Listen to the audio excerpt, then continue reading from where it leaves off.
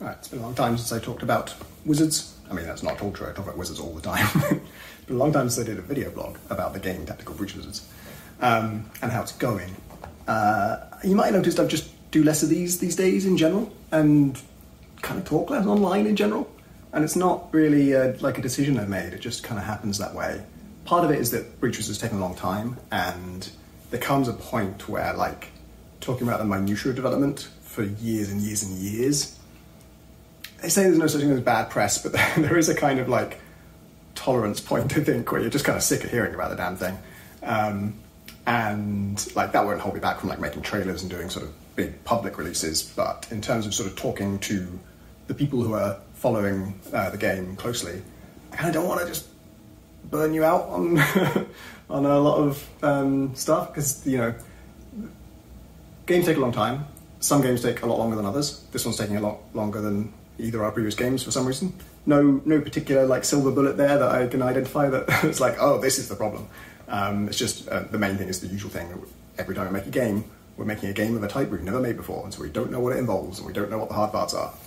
And even being as lucky as I am to be friends with, like, the subset guys who had just made Into the Breach around the time I was starting this, even with their wisdom and knowledge, like, every game is so different, even if it's in the same genre, and you just don't know what's going to take time.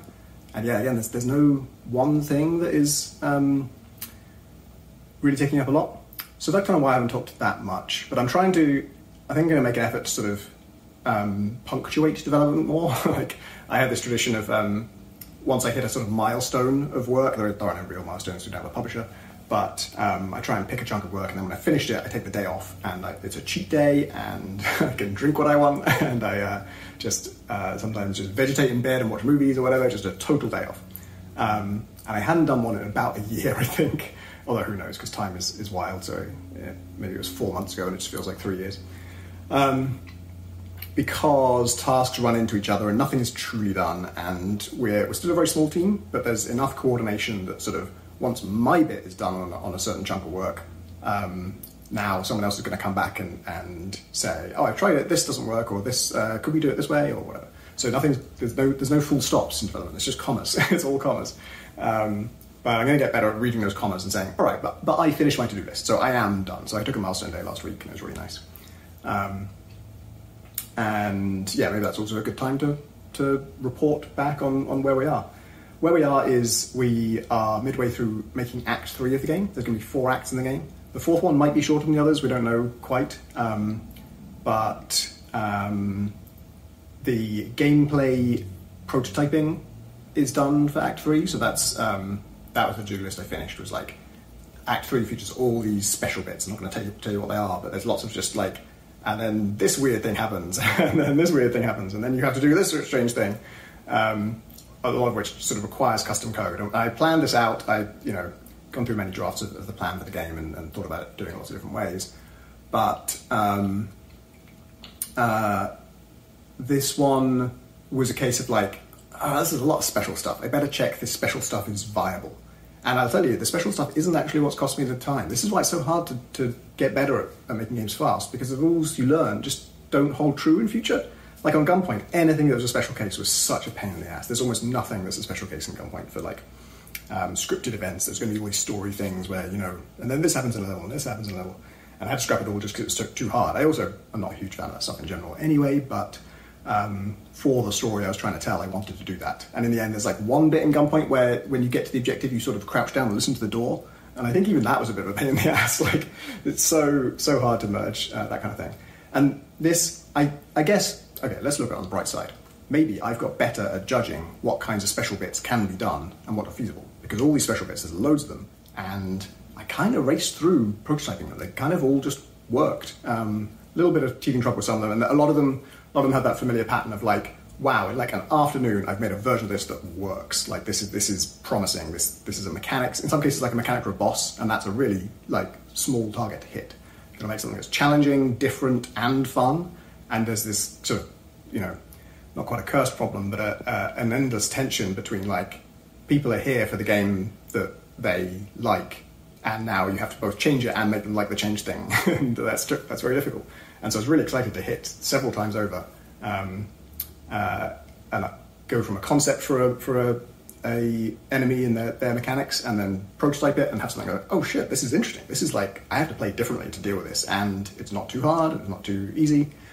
And then it turns out there's another country mile between that and something you can that actually works, like what if the player tries this? Oh fuck, that breaks it. And that kind of stuff. And then working our level designer, Steve Lee, I've made like an empty room with this mechanic in it and just firing two things against each other and like, well, it's done. And then pass it over to him. Now make a good level out of it. And of course there are sometimes difficulties with that. So it's great that that's all gone well. It's all in a good state now. Everything. There's one more mechanic where I finished the mechanic, but Steve's still working on a level for it, and I'll want to see how that shapes up, and he'll want to see how it shapes up, and we may have to rethink some of that. But it's such a delicate act of like, at this point in the game, you're going to encounter this person, they're going to have this ability. Later on, you're going to encounter them with a different ability, and in some cases, the earlier one has to be harder than the later one, and in some cases, you want to make something basically impossible.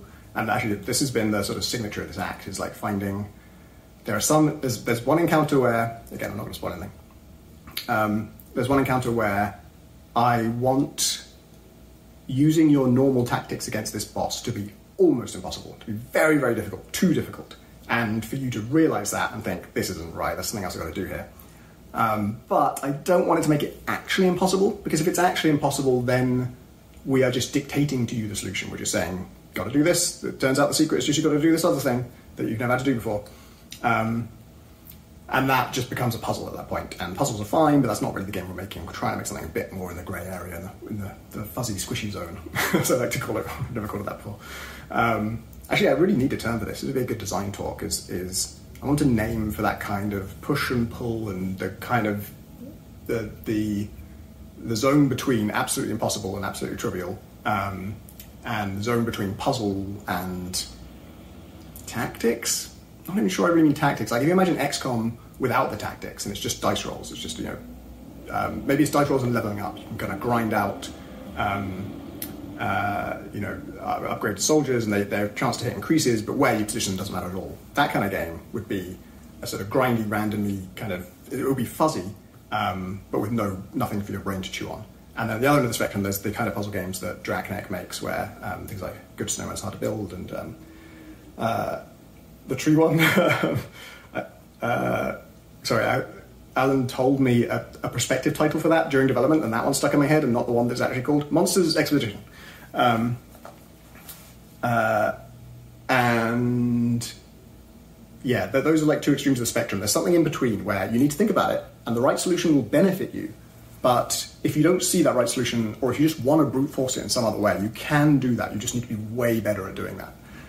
So that's what we're going for with one of the bosses. Then there's another one where I really need you to, like, you cannot kill this boss, and don't worry, that's not meant to be a fun boss encounter. It's a story moment in which there's no switcheroo, there's no, we're not pulling a trick on you. We tell you up front, you're not going to win this, you can't win this, but I want you to play it. And there's a reason I want you to play it, but I can't tell you what that is. But yeah, then you've got to make something that's like legit. I won't say fair game mechanics, because it's a very unfair fight, you're completely outmatched. But there has to be just rules, and they have to obey gameplay principles, and they have to work consistently. And so if you think of something that could bypass that, I've got to make sure that doesn't work. Without it being bullshit. And that's always the tension, is like, of course we could just disallow it, but we never want to completely disallow it. There's lots of things like, what I like to do is I can give bosses resistance to something, but not make them completely immune to it. So this was a fun gameplay challenge actually, that I'm really happy with where we landed on. One of the classes has a sedative that they can throw at people. It's like a sedative flask, and the idea is it's sort of like a poison thing. It's going to do damage over time, but that's a bit slow and boring for our game. So we also make them unsteady, and that means all the knockback they take is increased. And so if you push someone for one knockback and they're one unsteady, they'll go 2 tiles. And you can stack this up, like it costs an action, but there's ways to get multiple actions in the same turn, so you can just keep on throwing these sedative flasks on someone until they're so unsteady that pushing them like a meter sends them 5 meters. Makes no sense, but it's really fun. Is there magic involved? Maybe. We get to decide that later if we want to. And that's really good. And it's great, especially for sort of mid-range enemies, like not quite mini-boss, but like a significantly tough enemy that isn't a boss. It's great for them because they're hard to push around, they're hard to do damage to, so you make them lighter and lighter and lighter, and then push them around, and then you get to ragdoll them the way you do lesser opponents, and that's very satisfying to pull off. But it's a bit too good against like the real bosses. Like there are some enemies that can't just work forever because one of your characters can do that, the other one can push people really far, and so just stacking those two things on top of each other shouldn't work for everything, right? There's got to be some problems, especially because there's like windows in the levels and stuff. So if you can push someone significant distances, you can kind of one-shot them. But I didn't want to just say this doesn't work on bosses. That's the worst fucking sentence in game design. I've said that definitely about other things. Does not stack is the worst sentence in game design. The second worst sentence is does not work on bosses. Just those rules you just don't get to do this because it wouldn't be good for us. And it's funny because it comes from a good place where the designer is trying to make you have fun. The reason you can't do it is not because the designer can't support it. Like we can make that work. It's easier to have it work, but you'd have less fun because the fight would be over. But that is not a good enough excuse to ever say that to the player. You have to be able to explain why doesn't this work, and better still, if you can explain why it doesn't work and how they might circumvent that, then you're in business. So what we did for Sedative is that some enemies have, I think we call it hazmat protection, so like a gas mask basically, stuff that would stop a chemical from influencing them. And if they have that how well protected how much hazmat protection they have is like a number of health pips. And if you knock those health pips off, they lose their hazmat protection. So if it just has one hazmat protection, losing a single health point has broken their mask, and now you can sedate them. If they have 3, you've got to take off 3 hit points, and of course taking off 3 hit points is pretty small, but a lot of these enemies also have armor. So sometimes now it ended up having a secondary benefit I didn't expect, which is that we've sometimes struggled a bit to make damage a viable route to go. Like knockback is so good, and it's fun, and so it's good that it's the best strategy most of the time. But it was starting to feel sometimes like damage just doesn't really factor into this. You don't need to deal a lot of damage. It's not an effective route to some things. But now you really do, because the way you do deal knockback is to get sedative on them, and the way you get sedative on them is to break their gas mask, and to do that you've got to knock off the health. And then also if they have armor, now you need to get through armor in a way that you didn't really have to before. So yeah, we've had a bunch of cool design things like that. There's one I'd really like to talk about. I have to talk about after release because it's about the final boss of the game. But a great example of like getting too attached to the theme and just starting. Actually, what it's a really good example of is the benefits of design and code being very closely in communication. Designers need to talk to coders. I heard about a company recently, a major games company, who have a sort of policy that as a designer, if you want a feature made, you've got to draw up this document that specifies just every little thing, like absolutely, if this happens, then that happens, if this happens, and what if the player does that, then you cover it this way. Like in just a document, you haven't programmed anything, you haven't tried it, you don't know what the fuck you're doing. You just, from your head, just decide this feature is going to be this way, and every single detail is hammered out. Then you hand it to a programmer who doesn't talk to you and just makes it. And it varies. It's a big enough company that, there are some people there, the programmer would always talk to the designer, and some designers would always try and talk to the programmers, the programmers didn't want to talk to them, and vice versa. I got to stop speaking that fast. And that just seems madness to me. Obviously, they're making different kinds of games to me, and I can't speak to best practices for that. But for our game, that would just be crazy. And there is just a really clear case here of, as a designer, this thing makes a lot of sense. It's on theme. I think it might be visually cool. And it's a mechanic that would have been irritating. It would have been frustrating in the sort of literal sense of the word. When you talk about, like, your attempts were frustrated. Like, the thing you try and do doesn't work. But for the final boss of the game, that seemed legit. And then as we came to program it, I was sort of... so I work with a programmer, John Winder, and I also do some programming myself. And for this kind of stuff, I usually like to try and prototype it myself if I can, because it's very likely that as soon as I make it, I'm like, oh no, this doesn't work, I need to change this. And that's a lot quicker if you don't have a back and forth. And for this, I started to make it myself, and I just started to get into these edge cases of like, oh fuck, like that's, what if you do this? I don't, like, we can sort of fudge it, but it's going to be so much code that didn't have to be there before. This is like such a big red flag. If you have an idea for a mechanic and you realize like, oh, like every ability that deals damage would need to first ask this other ability if it's allowed to deal damage and things like that. And then this is, yeah, this is not spoiling anything again, but I'll tell you, this mechanic revolved around your shots missing. And it wasn't until we came to try and make that, I realised, oh, that can't happen in the game. Until this point, that's never been able to happen for anyone, not for enemies, not for you, not for, like, it's hard to almost, hard to even explain how outside the realm of possibility that is for our game. Like, the code is just built on the assumption that the shot hits, because that's how you draw the effect, is from the impact point to the thing. And we don't even have a way of calculating the impact point beyond. And we could, but it would have to change every single kind of ability that ever hits anything. We'd have to have their own custom code for what happens if they miss. And of course, if you miss, you could hit something behind. And it was just an absolute nightmare. And it really made me check, like, is it fun? I mean, I already know this is going to be a slightly annoying mechanic. It's also going to be really hard to make. And is there anything else we could do instead? And kind of went back to the drawing board. And it's one of those cases where you're trapped by your assumptions. You know, you have these things about, well, it must fit the theme for this reason, and the theme is very narrow and it can only be this kind of thing, so it can't be anything outside of that.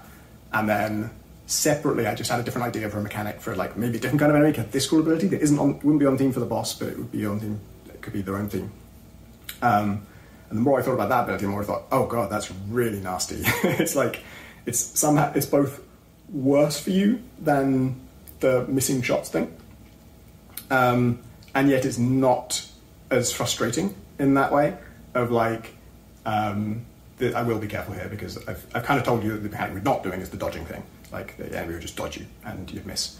That it turns out to be mega hard to code, and I don't think it would be fun. I think it would just be annoying to have your shots just do nothing, because you still kind of had to do it, was the thing. And this new mechanic, I won't say what it is, but it's has a similarly tricksy effect of you're trying to do this thing and it's not going to happen the way you want it to, and something else is going to happen instead. And it just didn't fit with the theme of the boss. And then I got thinking about, there's something else in this boss's story that actually opens the door to exactly this kind of thing. And if you open that door, there's immediately two other things you could do with it that also fit that new theme. And that theme is kind of stronger and just more interesting. And it's a difference between the boss at the end of the game and the boss at the start of the game. It's a character you meet several times. And it makes sense that they would be different for a reason that ties closely to the main plot. And it's like, oh my god, this is everything clicks into place, and they built it in. I love it. It's great fun, because it's really the sweet spot we want to hit, which is I shouldn't praise it too much because no one's played outside the company, and you might hate it might not work. We might test it with testers and think, oh no, it doesn't work at all, scrap it.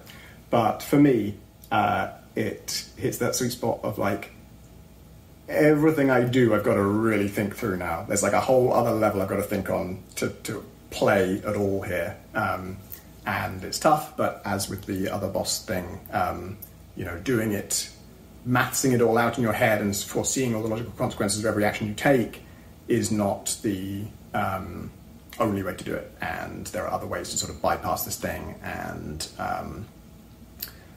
also you have rewind, so you can, if what you tried to do doesn't work out, you can always rewind and try a different way. So it's not going to be I hope it's not going to be a huge stumbling block for anybody.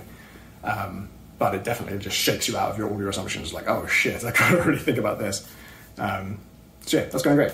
My next job is to write Act 3. The way we're doing things in general is sort of figure out what the story will be so that we know what the gameplay will be, then make the gameplay, then make the story.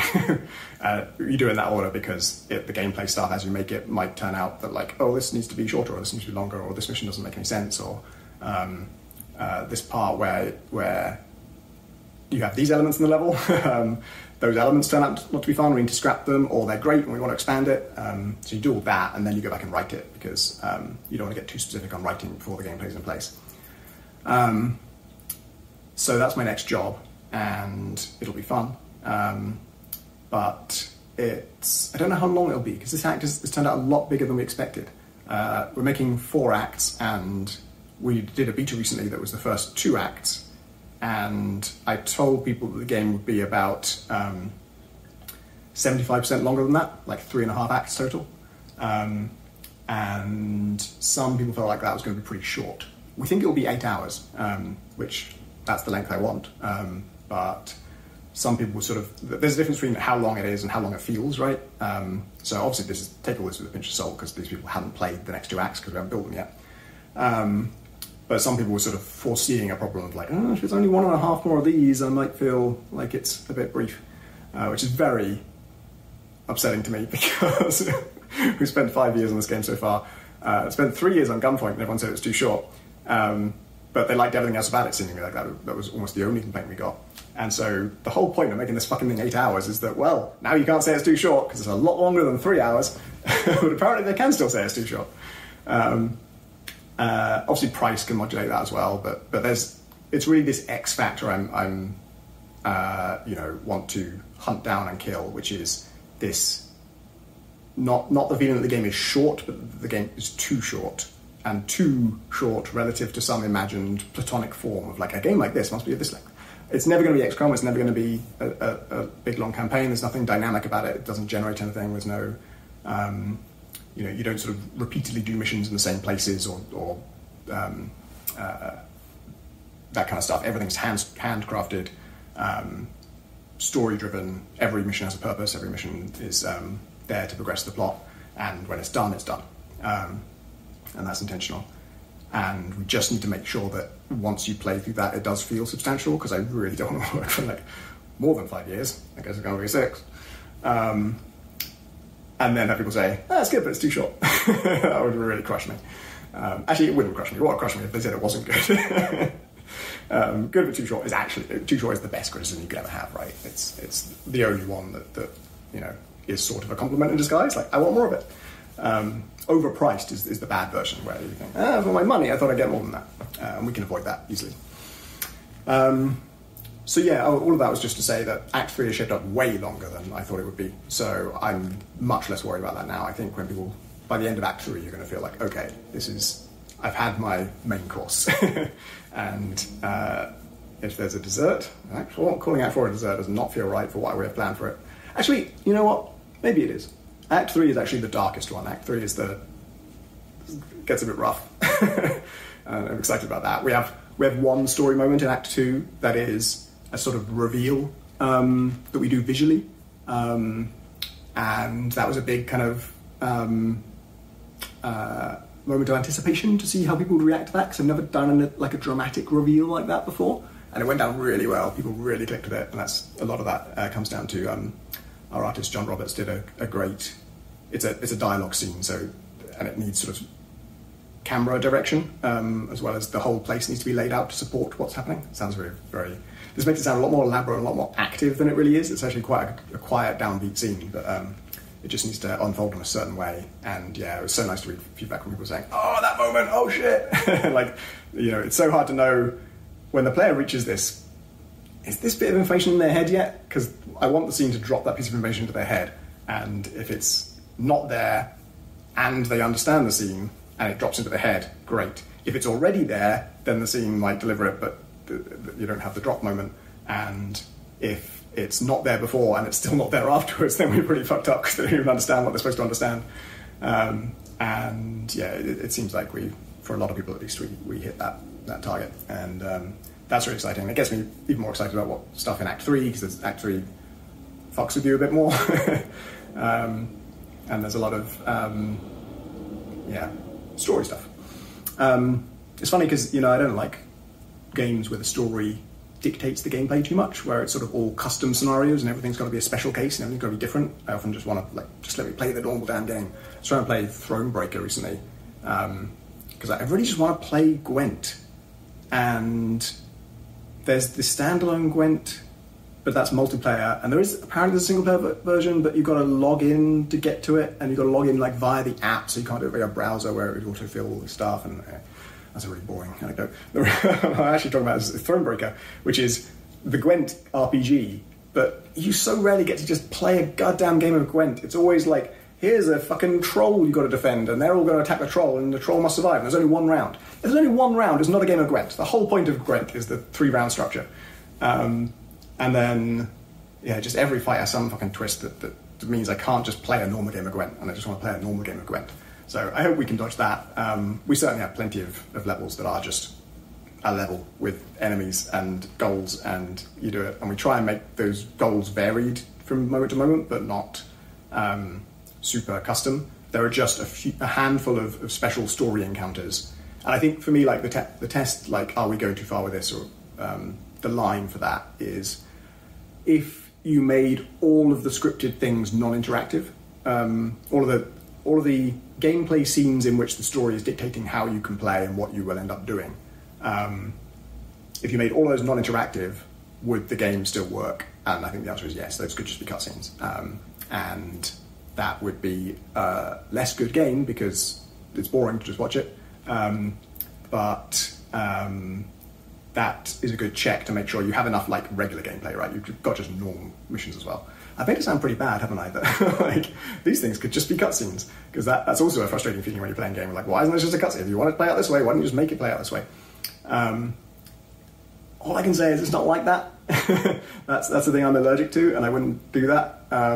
Obviously, when you're writing the story, it's hard to disconnect and see it through the eyes of someone who doesn't give a shit about the story. This is going to be a game that only fully works for you if you do give a shit about the story. But, as always, you can skip all the actual story stuff. And the encounters where the story dictates what happens, the sort of special casey, first of all, a bunch of those are just gameplay things. They're just fun one-off challenges where something major is turned on its head, or there's some new consideration, there's something else you're going to do. Sometimes it's not even a bad thing for you, sometimes it's a good thing for you, the new twist. And then there's just one or two, like this fight that you have to lose, and I mean, maybe that's it, really. There's a fight you have to lose. There's a fight where we don't want you to do it the normal way, but you can if you really try and you're really determined to. We just want to make sure you're aware there's something else to understand here, some light bulb moment for you to have. And then there's one other thing, which is very much the story dictates what happens, and it could be a cutscene, but interacting with it is the point of it. And it's hard to put a finer point on it than that, but sort of, maybe I'll just stop there in case off the top of my head I end up saying too much. But I'm pretty happy with it. That part's already written-ish. It needs another pass on the writing to make sure that it doesn't land clunkily. But yeah, it comes from the idea of how could we use the gameplay tools we have to sell a story moment. It's very brief. It's like a minute long. And I just wanted a little bit of interaction there, just to have you sort of brush up against what I'm trying to have the story do at that point. Wow, really vague things are not that good to listen to, huh? Yeah, I think that's it. It's always a bit stressful at this time because some of my team are ready to move on to the next act, and I'm really not. I really need to get immersed in Act 3. I've got to write the whole thing, I've got to sort of get my head into that place and stay there. And for production-wise, it would be more efficient if I could go straight into prototyping Act 4 mechanics. But I don't think I can. I think I need to finish Act 3. I need to get that just to a place, because there are still some unknowns. Like writing, you do writing last because it's the least disruptive thing. Like you can write your way around what the gameplay ended up needing to be to some extent, but you still can have bits where like, oh shit, there's way too much story to tell here between these two missions, and just telling it one after the other is going to drag, and now we need to rethink that. So I do need to figure that out, just so we know what Act 3 is, and it will be so nice to have Act 3 done. Then we'll probably be in the final stretch, and Act 4 has a lot less special stuff in it. One of the special things is the final boss fight, which, like I say, I've already prototyped. And so that one could be more straightforward. And at this point, it doesn't have to be... I think it'll be more than half an act. Originally I was saying it was like 3.5 acts kind of thing. I think it'll be more than that. It now doesn't need to be too huge because Act 3 is so long. So I think lengthwise, we don't have to kill ourselves making that one like really long. I also don't want the game to drag on, especially because, like I say, Act 3 feels like the main course, and you get a lot of meat there. And afterwards, I think you're not going to want to embark on another long slog of battles. I want it to feel like, I want the start of Act 4 to feel like, okay, this is it, we're on our way to the final thing, and everything along that way should be just long enough that you fought hard to get there, and it feels like the end of a journey, rather than like the entire act just being one encounter. So, yeah, that seems reasonable.